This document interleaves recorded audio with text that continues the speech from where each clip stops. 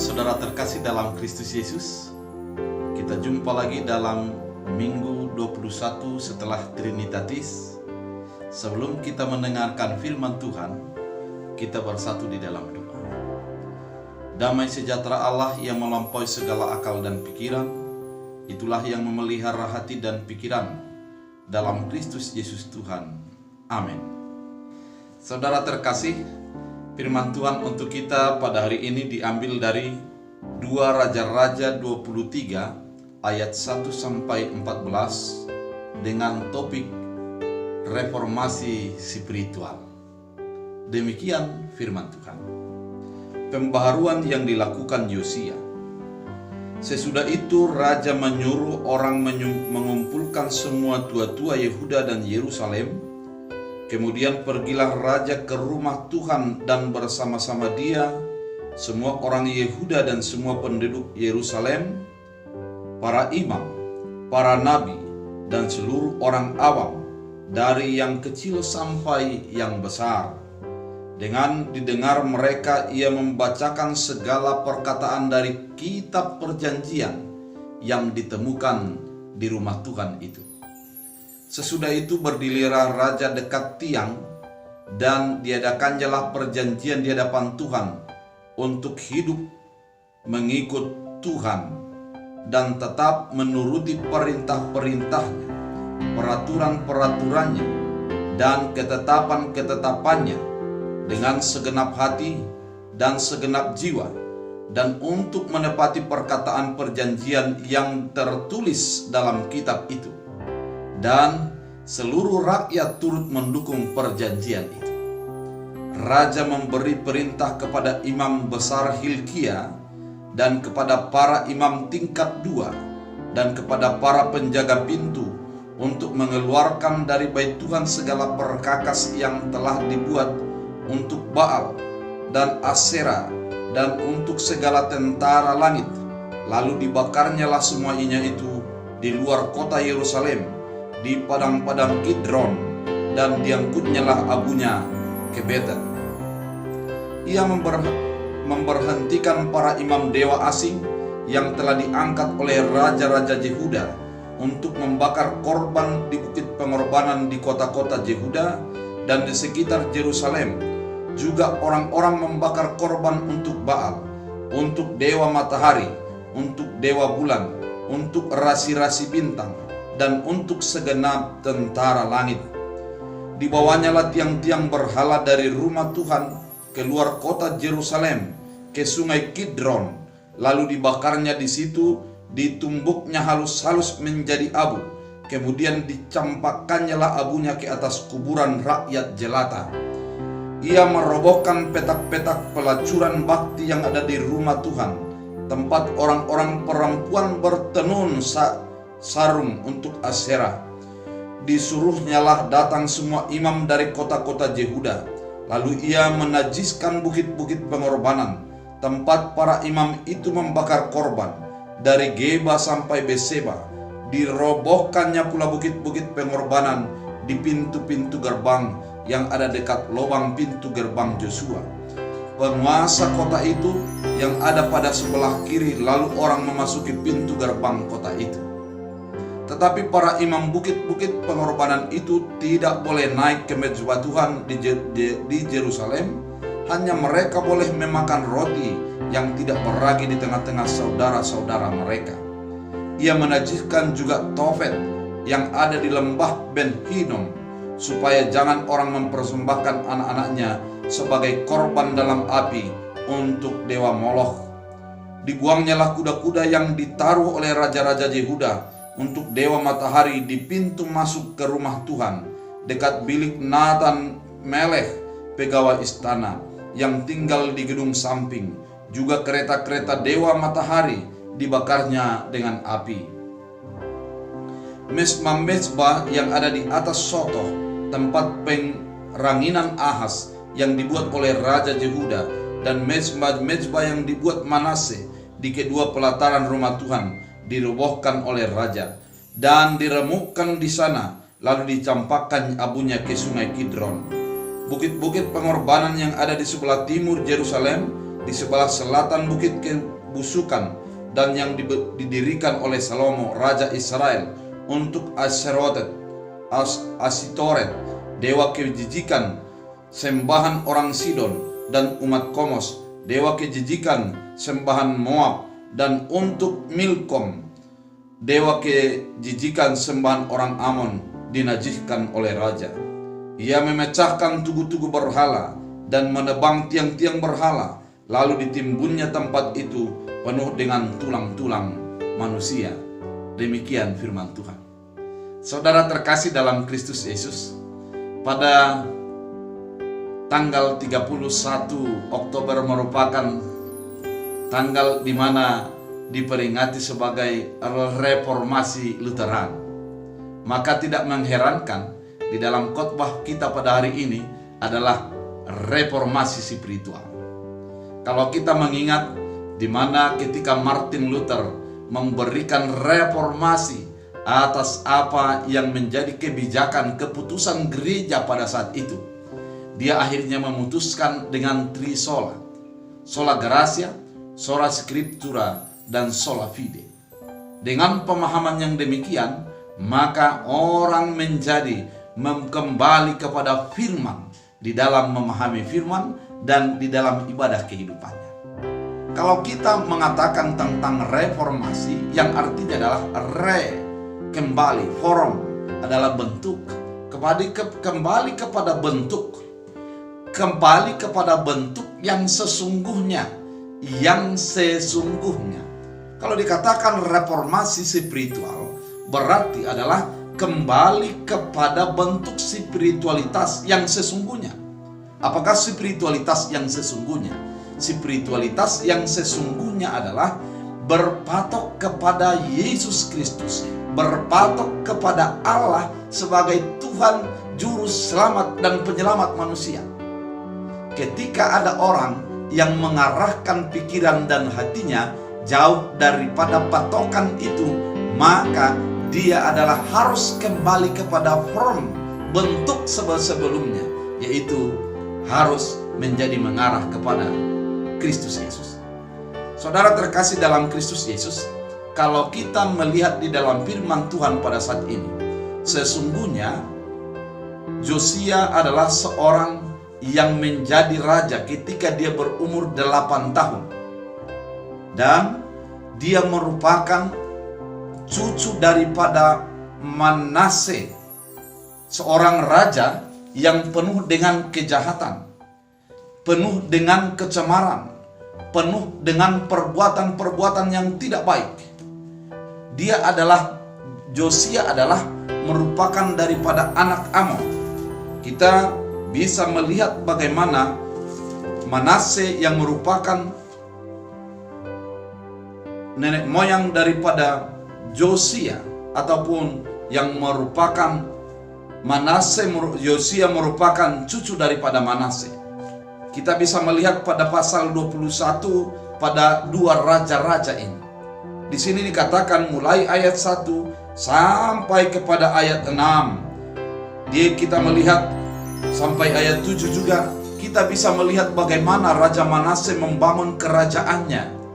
Dan dia begitu lama menjadi raja, sampai 55 tahun sebagai raja. Dia berumur 12 tahun ketika raja, dan sebagai raja sebanyak 55 tahun. Berarti dia hidup sebanyak 67 tahun. Dalam kepemimpinan yang penuh dengan kecemaran tersebut, yaitu mendirikan bait-bait untuk persembahan kepada dewa-dewa, mengadakan sesajen-sesajen, termasuk mempersembahkan anaknya sendiri untuk menjadi persembahan kepada dewa. Hal ini mendatangkan kekejian bagi Allah. Sekedar kita ingat bahwa Israel ketika setelah Raja Salomo terbagi 2 bagian, yaitu Israel Utara yang juga disebut dengan Kerajaan Israel, dan Israel Selatan yang disebut dengan Juda. Dan ketika perjalanan kesejarahan mereka mereka dipimpin oleh 20 raja yang berbeda-beda antara Israel Utara dan Israel Selatan. Dan pada saat itu, sesungguhnya ketika Josia sudah menjadi raja di Juda, Israel Selatan sudah runtuh, sudah hilang. Dan pada tahun 460 sampai 640 sampai tahun 609, disitulah Josia menjadi memimpin sebagai raja. Namun di dalam kepemimpinannya, waktu berumur 18 tahun, dia mendapatkan sebuah pemahaman tentang Taurat Tuhan. Dia mendapatkan pencerahan sehingga dia membuka bajunya, meratapi nasibnya, dan dia menjadi memberikan perubahan total kepada bangsa Yehuda pada waktu itu. Saudara terkasih dalam Kristus Yesus, perubahan yang dilakukan oleh Josia adalah perubahan secara total. Yang pertama yang dia lakukan, dia berubah secara personal. Dia memohon ampun secara personal kepada Allah agar dia diampuni. Ini adalah perubahan spiritualitas. Kemudian setelah itu dilakukannya, kalau kita membaca pada firman Tuhan pada saat ini, kita melihat pada ayat 1 sampai ayat 4, dia mengajak mulai daripada para imam, para tua-tua, dan sampai kepada rakyat jelata untuk mengaminkan perubahan secara total di bait Allah. Saudara terkasih dalam Kristus Yesus, ternyata perubahan yang dialami oleh Josia ketika neneknya, kakeknya adalah seorang yang menjadi mendukakan hati Tuhan, yaitu Manase. Namun dia mencoba untuk menjadi orang yang dekat dengan Tuhan. Ketika ayahnya yang merupakan seorang yang mendukakan Tuhan yang bernama Amon, dia menjadi mendekat kepada Tuhan, merubah dirinya dan mengajak rakyatnya pada usia 18 tahun agar menjadi dekat dengan Allah. Ketika itu dilakukan, reformasi yang dilakukannya adalah agar orang menjadi betul-betul mengingat kepada Taurat Tuhan, agar umat pada saat itu hidup sesuai dengan Taurat Tuhan, bukan hidup berdasarkan menyembah Tuhan namun ada dewa-dewa di sampingnya. Ada sesuatu penyimpangan terhadap penyembahan yang mereka lakukan. Kemudian kalau kita lihat pada ayat 5, baiklah dan katakanlah kepada Hizkia, raja umatku, begini firman Tuhan Allah Daud, bapa leluhurmu, telah kulihat. Dalam ayat 4 kita melihat raja memberi perintah kepada Imam Hilkiah dan kepada para imam tingkat 2 dan kepada para penjaga pintu untuk mengeluarkan dari bait Tuhan segala perkakas yang telah dibuat untuk Baal dan Asyera. Ternyata di dalam kehidupan kerajaan Yehuda pada saat itu sudah digabung di bait Allah itu ada juga adalah penyembahan kepada Baal dan Asyera. Menyedihkan, ternyata di bait Allah ada Baal dan Asyera. Kalau di dalam pemahaman mereka ternyata menjadi ada kekaburan antara memahami Allah dan memahami Baal. Dan Hizkia mengatakan harus dikeluarkan. Yang dia lakukan adalah pembersihan pertama adalah di dalam bait Allah. Kenapa itu dia lakukan? Karena memang sumber spiritualitas yang baik berada di bait Allah. Saudara terkasih dalam Kristus Yesus, tindakan ini merupakan tindakan yang sangat-sangat ekstrim pada saat itu. Kenapa? Karena bagi orang Israel, bait Allah merupakan sesuatu kekudusan, dan dia berani untuk mengkritik ketidakbaikan yang terjadi di bait Allah dan menjadikan sebuah pemahaman kebaikan yang baru. Yang kedua yang dia lakukan adalah ia memberhentikan para imam dewa asing. Dia memberhentikan para imam dewa asing karena akan terkontaminasi kepada imam bangsa-bangsa Yehuda pada saat itu. Kemudian dia lakukan adalah dibawanya tiang-tiang berhala dari rumah Tuhan keluar Yerusalem ke sungai Gihon, lalu dibakarnya di situ, ditumbuknya halus-halus. Ada kelihatan di sana adalah sebuah sikap yang sangat-sangat ekstrim. dibawa tiang di Sungai Kidron, kemudian ditumbuk dengan halus, kemudian ditaburkan ke atas kuburan rakyat jelata. Ini adalah sebuah tindakan yang sangat-sangat dahsyat, di mana pada saat itu orang menganggap bahwa itu memiliki kuasa. Pada bangsa itu pada saat itu berpikir bahwa ketika Josia melakukannya, pasti dalam pemikirannya dewa akan marah, Baal akan marah kepada Josia. Namun ia lakukan itu. Dia pertunjukkan bagaimana spiritualitas yang sesungguhnya, bahwa Allah lebih dahsyat daripada ilah-ilah yang lain. Kemudian ayat 7, ia merobohkan petak-petak pelacuran bakti di dalam rumah Tuhan. Ada juga sesuatu yang aneh. Ternyata ada perbuatan kesenonohan di rumah Tuhan. Ada perbuatan kesenonohan di rumah Tuhan. Dan itu menjadi dihancurkan, dirobohkan petak-petaknya, sehingga menjadi kuduslah semuanya rumah Tuhan tersebut. Dan ayat 8, disuruhnyalah datang semua imam dari kota Yuda, lalu menajiskan bukit-bukit pengorbanan. Setelah dari rumah Tuhan masuk kepada bukit-bukit pengorbanan, di mana ada bukit pengorbanan, dirobohkan seluruhnya. Kenapa? Karena ketika sudah di rumah Tuhan sudah bersih, maka selanjutnya adalah tempat-tempat di mana yang tidak baik itu baru dirobohkan kembali. Kenapa dirobohkan? Agar memang bangsa itu betul-betul fokus kepada Allah yang mereka sembah, dan mereka patuh kepada Taurat Allah yang diberikan Allah kepada mereka. Dan juga dikatakan pada ayat 8, dirobohkannya pula bukit-bukit pengorbanan di pintu-pintu gerbang yang ada dekat lubang pintu gerbang Yosua. Di bukit pengorbanan, di gerbang-gerbang bukit Yosua juga dirobohkan seluruh. Ada di sana setelah di mana seluruh tempat diusahakan untuk menjadi steril, seluruh tempat menjadi tempat penyembahan bagi Tuhan. Itu adalah reformasi yang dia lakukan. Ia menajiskan juga Tofet yang ada di dalam Ben Hinnom, supaya jangan orang mempersembahkan anak-anaknya.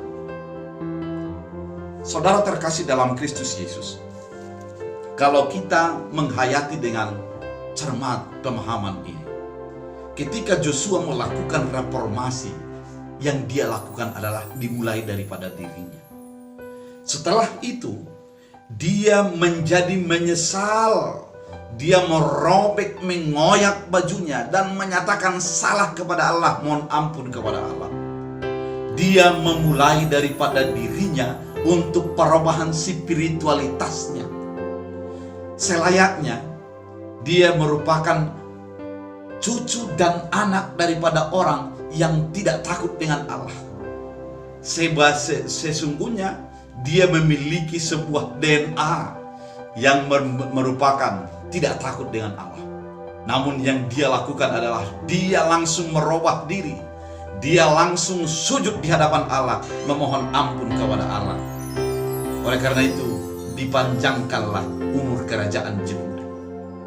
Kemudian, yang dia lakukan adalah mengajak orang lain yang dipimpinnya untuk memiliki keimanan yang sama kepada Allah. Memiliki keimanan yang sama, mengajak orang di sekitar agar menjadi tetap berfokus kepada Allah. Dan setelah itu yang dilakukan adalah pembersihan. Setelah tadi dikatakan secara personal, mengubah diri, kemudian mengajak orang di sekitar kita, kemudian yang ketiga adalah merobohkan simbol-simbol yang ada di dalam tempat-tempat kudus. Karena terlalu banyak perbuatan-perbuatan seolah-olah kudus kelihatan, namun di dalamnya adalah sebuah tindakan ketidakbaikan. Terlalu banyak kehidupan ini adalah penuh dengan kepura-puraan, namun sesungguhnya di dalamnya ada bait Baal-Baal yang menjadi menyembah kepada dewa lain, yang menyembah patuh kepada ilah-ilah lain. Namun Josia menyatakan dirinya sebagai orang yang menjadi membersihkan segalanya itu dan masuk kepada penyembahan kepada Allah. Dan yang berikutnya, yang keempat yang dia lakukan adalah membersihkan seluruh tempat, mulai daripada bukit penyembahan, gerbang penyembahan, dan tempat di mana menjadi mempersembahkan anak sebagai sesajen kepada dewa. Seluruhnya dibersihkan. Kenapa? Karena ketika itu masih tetap ada, maka kita akan menjadi tergoda untuk pergi ke sana dan menjadi tidak fokus secara iman. Saudara terkasih dalam Kristus Yesus, dalam kehidupan keberimanan kita pada saat ini dibutuhkan reformasi spiritual. Mengaku dan melihat secara diri, secara personal, apakah masih layak di hadapan Allah ketika kita menghadapkan dengan firman Allah. Ketika kehidupan kita dihadapkan dengan hukum Allah yang utama, mengasihi Allah dengan segenap hati dan mengasihi Tuhan, manusia dengan sesama dengan seperti diri sendiri. Apakah masih tetap kita lakukan? Atau hanya sesuatu simbol-simbol di dalam diri kita? Kita mengatakan mengasihi sesama seperti diri sendiri, ternyata kita mengingini agar orang lain menjadi celaka. Dan mengasihi Allah dengan segenap hati, ternyata dalam kehidupan kita masih menggunakan, mempercayai ilah-ilah lain dalam diri kita. Reformasi secara total, reformasi spiritual adalah kembalilah kepada Yesus sebagai pokok dan fokus daripada spiritual itu sendiri. Agar menjadi sesuatu yang kita lakukan itu menjadi sesuatu kebaikan yang berkelanjutan Allah. Ketika kita memulai daripada diri kita sendiri, mari sebagai orang mengajak orang lain juga untuk mereformasi dirinya, memperbaharui dirinya, dan fokus kepada Yesus dalam kehidupannya. Sehingga dengan bersama-sama akan merobohkan sebuah tiang-tiang, sebuah tempat, sebuah wadah yang dilakukan untuk menjadi penyembahan kepada berhala. Saudara terkasih dalam Kristus Yesus, mungkin kehidupan kita saat ini kita merasa baik-baik saja. Namun Josia adalah sebagai raja, dia melihat keadaan itu dengan mata iman. Mari lihat keadaan dengan mata iman, dan kemudian masuklah secara pergumulan spiritualitas. Rubah spiritualitas kita untuk tetap mengarah kepada Yesus. Ketika sudah menjadi melenceng, lari daripada Yesus, mari kembali kepada Yesus, beriman kepada Yesus, menyembah Yesus dengan sepenuh hati dalam kehidupan. Saudara terkasih dalam Kristus Yesus, mereformasi spiritual dimulai daripada niat sendiri oleh karena pengenalan yang tepat kepada Kristus Yesus. Dan ajaklah di sekitarmu untuk juga merubah dirinya. Kemudian robohkanlah tembok-tembok yang menghalangimu untuk menjadi merubah spiritualitasmu. Bisa saja tembok jabatan, bisa saja tembok harta, bisa saja tembok kekuasaan, bisa saja tembok-tembok yang kita bangun berbagai hal dalam diri kita ini yang menjadikan spiritualitas kita menjadi melenceng dan salah arah. Tapi ketika kita merobohkannya, maka kita akan kembali fokus kepada Yesus sebagai juru selamat. Oleh karena itu, mari reformasi diri, reformasi spiritualitas, sehingga kita menjadi melihat kebenaran dan kebaikan Tuhan yang selalu memberkati kita. Tuhan Yesus memberkati. Kita bersatu dalam doa. Terima kasih Tuhan atas firman-Mu yang mengingatkan kami untuk mereformasi diri. Sebagaimana Josia, dia mereformasi dirinya, mereformasi rakyatnya, dan mereformasi keadaannya, sehingga menjadi fokus kepada penyembahan kepada Allah. Terima kasih Bapa, tuntun kami dan kuatkan kami untuk melakukan yang sesuai dengan kehendak-Mu. Dalam Kristus Yesus Tuhan. Amin. Tuhan Yesus